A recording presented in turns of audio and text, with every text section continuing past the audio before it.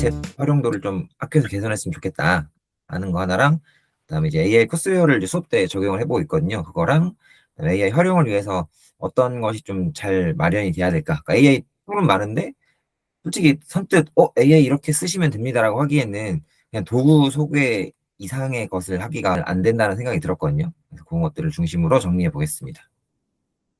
첫 번째 이제 구글챗 관련 전달 구조 개선은 대단한 건 아니고 학교 구글챗을 이제 학급 플러스 학년 이렇게 두 개로 세팅을 했고요.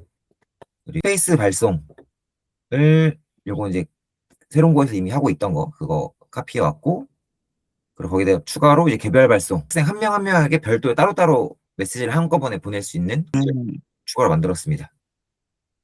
여기에 더해서 일괄 발송, 학생 선택된 학생들만 발송을 하는 학생에게 그 학생들에게 동일한 메시지를 보낼 때 그때 사용하는 플랫폼으로 만들어서, 그래서 좀 더 유기적으로 한 번에 클릭 한 번으로 일괄 발송하거나 일괄 안내를 할 수 있도록 이렇게 만들었고, 어떤 아이패드가 크롬북에 비해서 장점은 아이패드는 구글 챗이나 지메일을 깔아두면 알람이 계속 뜨거든요. 메시지가 가면 학교 안에서도 안내할 게 있거나 누굴 부르거나 할 때 방송도 할 수도 있지만 그냥 바로 구글 챗 날리면 2학년 같은 경우는 아이패드로 확인하고 바로 올 수도 있어서 그런 부분에서는 좀 활용도를 높일 수 있지 않을까 이렇게 생각을 하고 있습니다.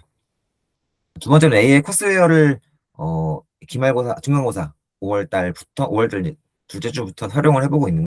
일주 전에 그러니까 지난주부터 이제 정규 수업에 도입을 했는데, 여기 보시면 아시겠지만 위에서부터 이제 하나, 둘, 셋, 넷, 6명, 7명, 많아봤자 7명 정도, 7명 정도 빼고는 약간 참여율이 되게 저조하고 어려워하고 수업 분위기가 전반적으로 어수선해지더라고요. 그래서 이걸 어떻게 하면 좋을까? 물론 이거 사용하기 전까지는 구글 클래스룸에 있는 유료 기능이 연습 세트를 쓰다가 어떻게 하면 좋을까라고 해서 고민이 많이 됐습니다. 그래서 지난주에 이제 계속 이것저것 생각해보고 이것저것 시도를 해보다가 어떻게 풀까 하다가 생각한 결론은 다양하게 막 도구를 쓸까 뭘 할까 어떻게 막 할까 이전에 학생들이 참여를 하려면 어떻게 하면 좋을까, 더 많이 참여를 하려면. 그래서 다른 여러 가지 대입이 어떻고 내신이 어떻고 그 다음에 다른 뭐 공정성이 어떻고 이런 것도 있지만 가장 첫 번째로는 어떻게 하면 학생들이 좀 더 참여를 할 수 있을까, 이 관점에서 접근을 해봤고요. 그래서 우선은 교사가 수업을 진행할 때에는 수업 중 방해될 수 있는 요소는 다 덮어야겠다. 그래서 크롬북을 덮어라. 물론 이전에도 그렇게 안내를 하긴 했었지만 이게 최근에 들어서는 크롬북을 혹시 뭐 필기용으로 나 아니면 수업용으로 쓸 수도 있지 않을까라고 했었는데 이제 그 과감하게 덮기로 했고, 그리고 필요할 때에만 기기를 딱 쓰는 그 타이밍에만 기기를 열어야겠다. 그래서 기기는 꺼내 놓으면 어쨌든 무조건 방해가 되는 것 같아요. 다른 거 할 때 기기를 꺼내 놓으면. 이 코스웨어를 사용할 때 문항을 예전에는 그 코스웨어 안에 있는 문항 세트를 일괄적으로 배포했다면 이제는 더 디테일하게, 그러니까 지금 이번 차시에 나가고 있는 내용에 대해서 더 디테일하게, 그러니까 이번 시간에 만약 배운 내용이 3차 방정식인데 실제로 여기 있는 문항 중에서 지금 저 오른쪽에 있는 10번이라고 돼 있는 오른쪽 중간에 있는 저거가 교과서에 나가는 진도거든요. 그런데 이거를 하기 위해서 이제 학생들에게 제공하는 문항 세트는 그 중학교 때 배운 2차 방정식부터 2차 방정식 문항 주고, 그 다음에 조립제법 그 3월 달에 배웠던 4월 달에 배웠던 내용 다시 한번 문항을 주고, 그 다음에 인수분해가 되어 있을 때 푸는 문항을 주고, 그러니까 오늘 나가는 개념에 대한 중학교서부터 필요한 개념들을 문항으로 세트를 다 하나씩 촘촘히 넣어서, 그래서 저 수학 못해요. 그러면 저 중학교 때부터 수학 났어요. 근데 중학교 몇 학년 거는 할 수 있으니까. 이걸로 해서 그러니까 더 학생들이 많다면 더 디테일하게 더 세부적으로 문항 구성을 하면 좋지 않을까라고 해서 해봤고, 사용하면서 단순하게 문제풀이 도구로만 쓰는 게 아니라 이걸 가지고 학생들이랑 나중에 모의고사 어떻게 될지 아니면 어떤 문제를 풀었을 때 너가 성적이 어떻게 오를 수 있을지 막 이런 얘기도 나누고, 그리고 이 코스웨어 안에 약간은 그 듀오링고처럼 뭐 학습 랭킹이라던가 아니면 학교별 랭킹이라는 게 시스템이 있거든요. 이런 것들을 가지고도 학생들에게 얘기를 하면서 우리가 어떻게 하면 조금 더 우리가 한번 이걸 한번 해보자, 재밌게 한번 해보자, 랭킹이 올려보자 막 이런 얘기를 나누면 수업을 했거든요. 물론 이 안에 약간 게임적인 요소로 자기 포인트를 쌓는 그런 것도 있고, 확실히 이런 식으로 사용을 하다 보니까 단 한두 번만으로도 참여율이 확실히 훨씬 오르긴 했습니다. 그래서 똑같은 반인데 이전에 한 7, 8명 이렇게 좀 하고 그다음에 좀 어려워하거나 아니면 약간 딴짓하거나 이런 것도 있으면, 물론 여기에는 익숙함이 올라가면서 잘 쓰게 되는 그런 것도 있겠지만 아마 이 코스웨어도 점점 발전을 하는 것 같아요. 이제 문항만 주는 걸로는 안 되는구나. 학생을 이렇게 끌어들이는 동기유발 요소도 있어야 되고 이런 요소도 있어야 되고 그런 다양한 요소들이 필요하다는 걸 이제 점점 알게 되는 인식하게 되는 그런 단계이지 않을까 생각이 들었습니다. 근데 결국에 중요한 건 이걸 것 같아요. 지속 가능성이 있는가. 우선은 예전에 연습 세트를 썼을 때는 연습 세트는 이게 시간이 지나도 어느 정도는 지속 가능성이 있다. 한 학기 이상은 지속 가능성이 있다라는 거를 개인적으로는 확인을 했고, 근데 이제 지금 코스웨어를 이렇게 했을 때 잠깐 한두 달 반짝하는 그런 신기성 효과인지 아니면 이게 지속적으로 장기적으로 가능한지는 확인을 해봐야 할 것 같습니다. 세 번째 카테고리는 AI 활용을 좀 잘하려면 뭐가 필요하고 어떻게 세팅이 돼야 될까 이겁니다.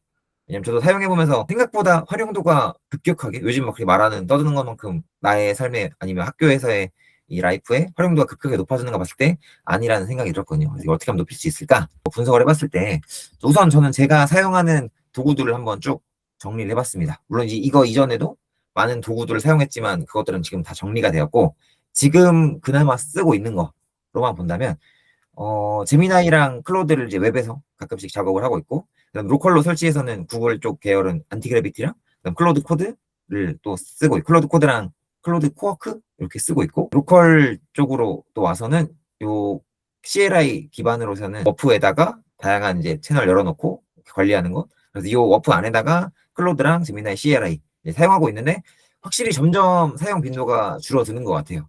지금은 제 생각에는 아마 시간이 가면 갈수록 이게 더 기능이 좋아지면 결국엔 안티그래비티나 아니면 클로드 코드나 이런 쪽으로 통일이 되지 않을까 생각이 들고, 그리고 이제 그와 반대 대척점에 있는 로컬 모델로는 코드 오픈 클로드 썼지만 지금은 헤르메스 에이전트로 통일했고, 그리고 그 밑에 이제 로컬 모델로는 QN이랑 젠마 4 이렇게 두 개를 돌리고 있습니다. 이걸 해보면서 느끼는 점은 디지털상의 업무 처리를 어떤 식으로 우리가 하고 있는가라고 봤을 때 어쨌든 간에 데이터가 입력이 돼야 되고 그 입력된 데이터가 하드디스크로 가냐 클라우드로 가냐. 그러니까 지금 대부분의 많은 학교에서 구글 기반으로 이렇게 가는 것들은 이 클라우드 기반으로 가는 거잖아요. 그래서 이게 클라우드로 보낼 거냐 아니면 하드디스크로 작업할 거냐. 그러니까 기존 학과의 전통적인 방식이 이 하드로 보내서 뭐 쿨메신저나 메신저로 다운받아서 작업한 다음에 다시 반대쪽으로 보내주고 이거였다면 거기서 또 이제 상당 부분은 클라우드 작업으로 내려왔잖아요. 그런 부분이 있고, 그리고 이제 그렇게 데이터가 들어왔을 때 저장이 됐을 때 이거를 어떠한 프로세스를 따라서 작업을 할 거냐 이것도 되게 중요하고, 그리고 그걸 통해서 결국 우리가 어떤 업무를 처리하거나 아니면 뭐 학습 성취를 이루거나 이런 게 되겠죠. 근데 이게 결국엔 수학의 학습 과정이랑 비슷하다는 생각이 들었거든요. 그러니까 숫자가 주어졌을 때 데이터 값이 있을 때 이걸 어디다 필기할 거냐, 필기를 해서 그 다음에 어떻게 도구나 연산을 사용해서 문제를 풀 거냐, 그래서 답을 낼 거냐 이 과정인데, 다시 역순으로 한번 생각해 보면 무엇이 가장 중요할까 이 과정에서. 그러니까 이 과정에서 우리가 AI를 도입한다면, AI를 활용한다면 무엇이 가장 중요할까를 생각해 본다면 거꾸로 이제 역산해 봤을 때 우리가 정말 원하는 결과가 무엇인가를 다시 한번 생각을 해봤고요. 그럼 그 원하는 결과를 얻으려면 어떻게 달성할 것인가. 그러니까 이게 아마 요즘에 AI에서 말하는 하네스랑도 약간 일치하는 부분이 있다고 생각을 하거든요. 어떤 구조를 짜야 원하는 결과를 도달할 수가 있는지. 왜냐면 이 구조를 잘못 짜면 그 과정에서 시행착오도 많고 아니면 손실되는 시간이 많기 때문에.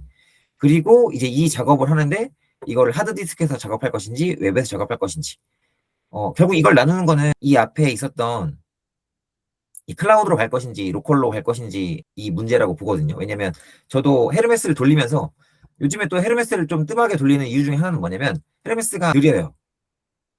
성능의 문제도 있죠. 그러니까 성능도 그 최신 상용 모델만큼 클라우드 모델만큼 이렇게 막 가장 중요한 건 제가 속도 같고, 성능은 약간 차이가 있겠죠. 성능은 약간 차이가 있는데 가장 중요한 거는 속도가 지금은 차이가 많이 나고, 그래서 어느 정도 레벨에 있는 작업을 어느 정도 속도로 요구할 것인가. 솔직히 그 속도는 내가 어떤 작업을 할 것인지만 명확하게 계획이 프로세스가 있으면 그거는 뭐 사람이 잠을 자고 있는 새벽에 돌려놔도 되거든요. 근데 지금은 그 프로세스 자체가 명확하지 않기 때문에 좀 안 되는 것도 있는 것 같고, 어떤 작업을 할 것인가. 그리고 이 작업하는 이제 보안도 중요하겠죠. 이 작업하는 데이터가 정말 외부로 전혀 나가면 안 되는 데이터인지 아니면은 외부로 어느 정도는 나가도 크게 문제가 되지 않는 개인정보가 없는 데이터인지 이런 것도 중요할 것 같고. 근데 그렇게 하려면 결국에는 물론 지금 우리는 아마도 이 프로세스를 짜는 단계, 그 프로세스가 어느 정도 정립되고 나면 이제 보안 문제라던가 아니면 이걸 이제 속도 문제라던가 이게 되겠죠. 결국 이게 되고 나면 이게 앞 단계가 어느 정도 해결되고 나면 결국에는 가장 핵심적인 거는 어떤 데이터가 필요할 것인가? 결국 데이터 수집에 대한 문제로 바뀔 거라고 봐요. 그러니까 어떤 데이터를 넣어줘서 어떤 데이터를 내가 처리할 것인가. 그리고 이 데이터만 잘 해주면 지금 이 중간에 있는 모든 과정은 솔직히 AI가 다 할 수 있죠. 프로세스만 명확해지면. 물론 이제 확률적인 연산을 통해서 결과를 내는 그런 작업인지 아니면은 어떤 정해진 무조건 프로세스를 밟아야 하는 작업인지에 따라서 AI로 돌릴 것인지 아니면 정해진 프로그램을 돌릴 것인지 다르겠지만 결국 이 중간 과정은 AI가 다 할 수가 있는데 이 데이터 우리가 원하는 결과값에 맞는 데이터를 줄 수 있는가 그리고 그 데이터가 뭔지를 우리가 분별할 수 있는가 이거를 잘 하는 게 앞으로 점점 더 중요해지지 않을까라고 생각을 하고 있습니다. 그래서 저는 오늘 여기까지 이렇게 정리를 해보도록 하겠습니다.